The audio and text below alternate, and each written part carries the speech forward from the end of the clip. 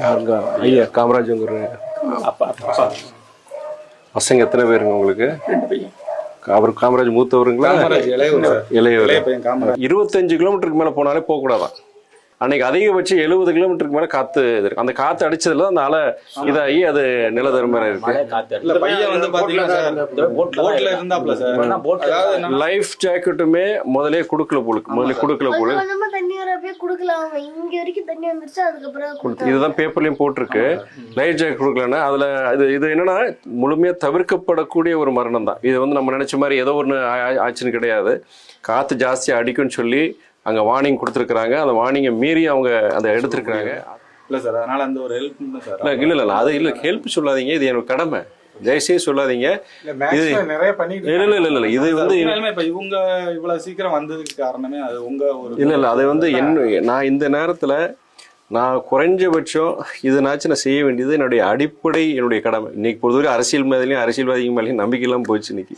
ஆனா ஒரு மக்கள் பிரதிநிதி வந்து இந்த நேரத்தில் இந்த மாதிரி நேரங்கள்லாம் யார் நீங்க பேச முடியாது இல்லையா? இங்க இருக்கிற நபர்கள் யார் பேசலாம் இது அங்க ஒரு வேற மாநிலம் மொழி பிரச்சனை இருக்கு. ஒரு ஒன்றிய அமைச்சர்கள் நமக்கு பழக்கத்தில் இருக்கிற 2 ஒன்றிய அமைச்சர்கிட்ட ஃபோனில் பேச எடுக்கல. அவங்க காலையில் நேரம் எடுக்கல. அப்புறம் அவங்க மெசேஜ் வந்து வரதுக்கு டைம் ஆச்சு. அதுக்குள்ள டெல்லியில் நம்மளுடைய அங்கே டெல்லியில் பார்லிமெண்ட்டில் ஒரு முக்கியமான நபர் சொல்லி இந்த மாதிரி மத்திய பிரதேசில் எங்கள் தொகுதிக்காரருக்கு இந்த மாதிரி ஆகிப்போச்சுன்னு சொன்னேன். எனக்கு கலெக்டர் ஒன்று சொல்லி அப்புறம் அவர் என்ன நீங்களும் ஒரு கலெக்டர்கிட்ட பேசிட்டு இந்த மாதிரி எம்பி பேசுவான்னு சொல்லி அப்புறம் அவர் கலெக்டர்கிட்ட பேசி கம்ப்ளீட்டாக நீங்கள் ஒரு எம்பி கூப்பிடுவாருங்க இல்லைன்னு சொல்லி அப்புறம் அதுக்கப்புறம் கலெக்டர் நல்லா ரெஸ்பாண்ட் பண்ணி நான் எல்லாமே பார்த்துக்கிறேங்க, எந்த இது உங்களுக்கு இது இல்லாமல் இதுதான் நான் உங்களுக்கு அப்டேட் பண்ணிடுன்னு சொல்லிட்டு அப்புறம் அங்கே ஒரு தமிழ்காரர் இளையராஜன் சொல்லிட்டு அவர் ஐஏஎஸ் அவருமே கோஆர்டினேட் பண்ணிட்டு இருந்தார். முடிஞ்ச வரைக்கும் வேற எந்த இதுலேயும் நம்ம ஏதாவது என்னால் பண்ண முடிஞ்ச வரைக்கும் நான் மேற்கொண்டு ஏதாவது ஹெல்ப் எதாவது பார்க்குறேங்க. நான் அந்த 4 பேருக்குமே நேற்று நைட் சொன்னாங்க, அவங்க நம்ம டிரான்ஸ்போர்ட்டுக்கு சொன்னாங்க. அதேமாதிரி டிக்கெட்ஸ்லாம் போட்டுட்டாங்க.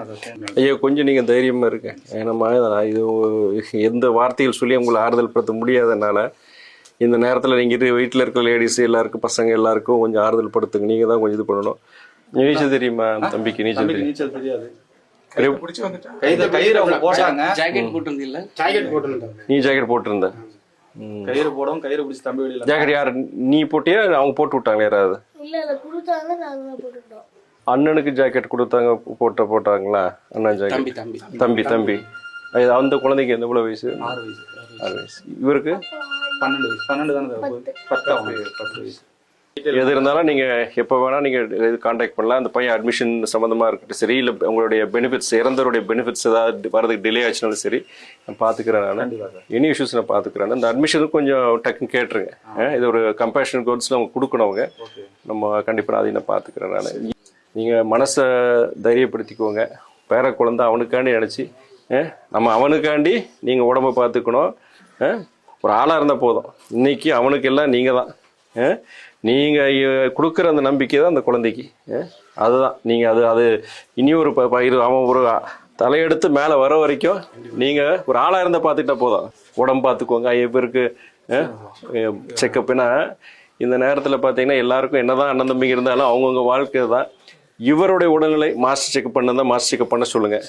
மாஸ்டர் செக்கப் எல்லாம் பண்ண சொல்லிட்டு இவரு ஒரு 10 வருஷம் 15 வருஷம் ஆரோக்கியம் இருந்தாலும் அந்த குழந்தைக்கு ஒரு இதாக இருக்குன்னு பார்க்கலாம். ஏன்னா தகப்பனாரா தாயாரா இவர் தாத்தா தான், இவர் தான் இருக்கணும். இன்னைக்கு இந்த சூழ்நிலைக்கு இந்த வீட்டில் ஒருத்தர் இவர் செயல்படணும். இவர் செயல்பட்டு இதாக இருக்கு, ஆரோக்கியமாக இருக்கணும்.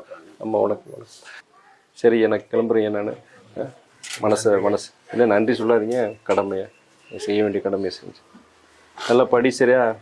நல்லா படித்து தாத்தாக்கு நீ தான் ஆறுதல் சொல்லணும். தாத்தா ரொம்ப சங்கடத்தில் இருக்காங்க, பாட்டி ரொம்ப சங்கடத்தில் இருக்கிறாங்க. நீ இந்த நேரத்தில் நம்ம எல்லாரும் ரொம்ப மனசங்கடத்தில் இருக்காங்க. நீயே அவங்களுக்கு நீ தான் ஆறுதல் கொடுக்கும். நல்லா படி, நல்லா படித்து செஞ்சு நீ கொடுக்குற சந்தோஷம் தான் அவங்களுக்கு சந்தோஷம். சரியா?